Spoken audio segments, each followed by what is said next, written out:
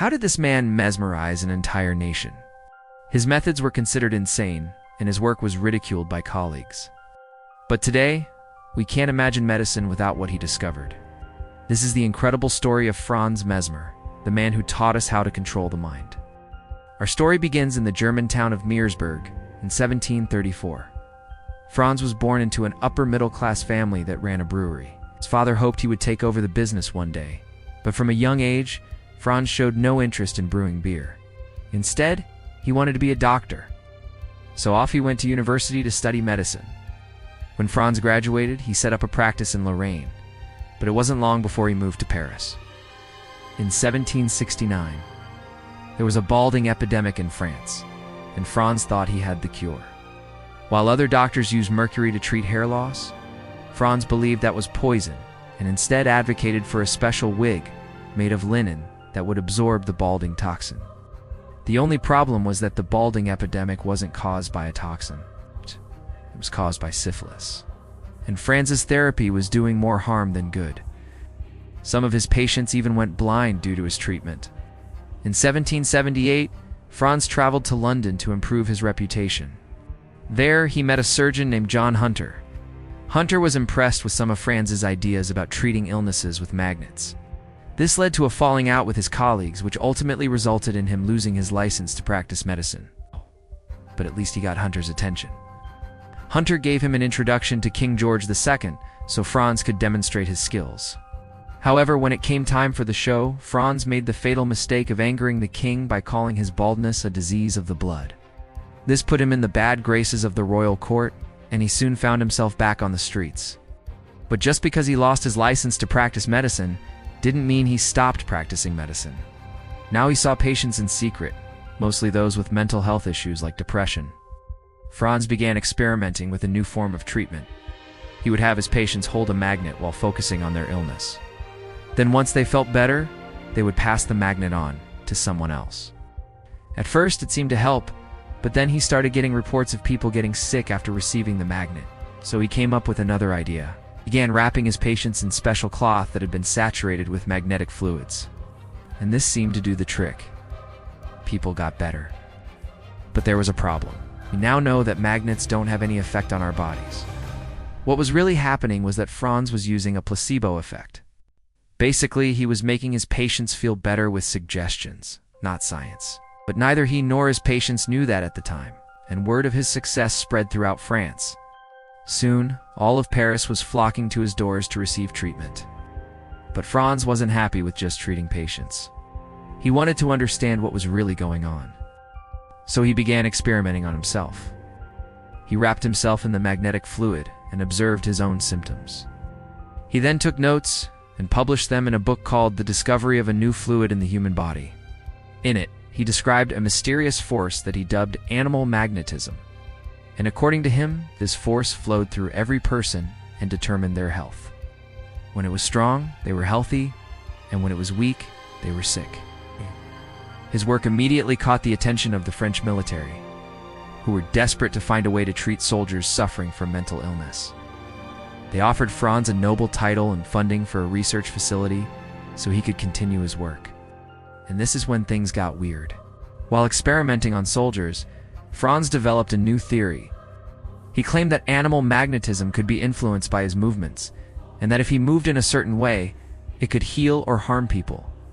He demonstrated this by taking two groups of soldiers and having them stand facing each other. He then waved his arms in different directions and told them to focus on him. Those standing on the receiving end of his gestures suddenly became ill, and this led to a bizarre conclusion. Franz theorized that everyone had a certain amount of animal magnetism inside them, and that when they focused on someone else, it transferred some of their energy to them. If they focused on the negative aspects of that person, they would make them sick. So it didn't matter whether Franz was trying to heal or harm someone. All that mattered was what the person receiving the energy thought they were getting. Was it a cure, or was it a curse? As you might have guessed, this new therapy was also a huge success. Soldiers flocked to his clinic to be healed by his gestures. But this also attracted unwanted attention. Scientists and academics began investigating his work, and many of them tried to replicate his results. Most failed. Others claimed that it worked, but they couldn't explain how. This led to a national debate that divided the country. On one side, you had the traditionalists who thought Franz was a fraud. On the other side, you had the mesmerists who believed he was onto something big. The public was split right down the middle. This debate was only made worse by Franz's strange behavior. You see, as Franz gained more and more fame, he began acting erratically. For example, he often appeared in public wearing green face paint and surrounded by reporters.